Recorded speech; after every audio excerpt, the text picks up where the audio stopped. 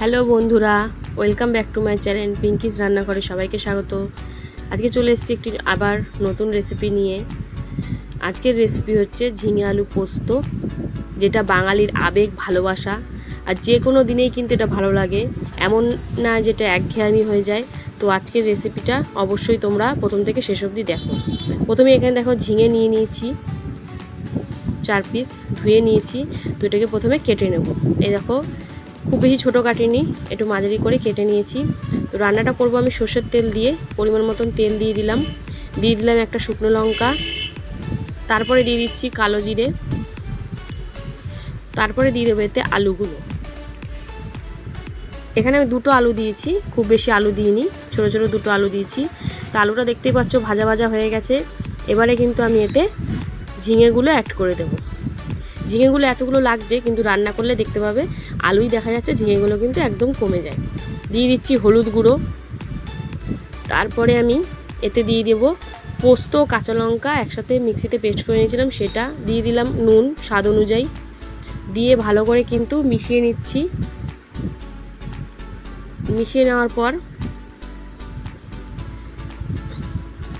দেখো দিয়ে দিচ্ছি এবারে মিক্সিটা ধুয়ে এই পরিমাণ মতন জল দিয়ে দিচ্ছি। কাঁচা লঙ্কা, খুব বেশি জল দেব না, দিয়ে দিচ্ছি স্বাদ অনুযায়ী চিনি। পোস্ত একটু মিষ্টি মিষ্টি হয়। কাঁচা লঙ্কা বেটেও দিয়েছি, 4টে চিড়েও দিয়েছি। তো এবার কিন্তু লো ফ্লেমে এই রান্নাটা করব যতক্ষণ না আলুটা সিদ্ধ হয়।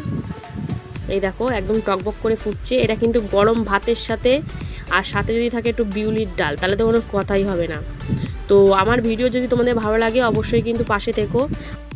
আর এরকম নতুন নতুন ভিডিও পেতে অবশ্যই আমার চ্যানেলটা সাবস্ক্রাইব করে নিও। আর যারা ফেসবুক থেকে পেজ থেকে দেখছো তারা অবশ্যই কিন্তু ফলো করে নিও। এই দেখো আমার একদম রেডি হয়ে গেছে। এবারে কিন্তু আমি ওপর থেকে কাঁচা সর্ষের তেল দিয়ে দিলাম, যেটা পোস্ততে দিলে কিন্তু দারুণ লাগে খেতে। তো এবারে কিন্তু নাড়াচাড়া করে আমি নামিয়ে দেব। একদম দারুণ লাগছে, অসাধারণ। তো এবারে কিন্তু নামিয়ে দেওয়ার পালা। এই দেখো নামিয়ে দিয়েছি।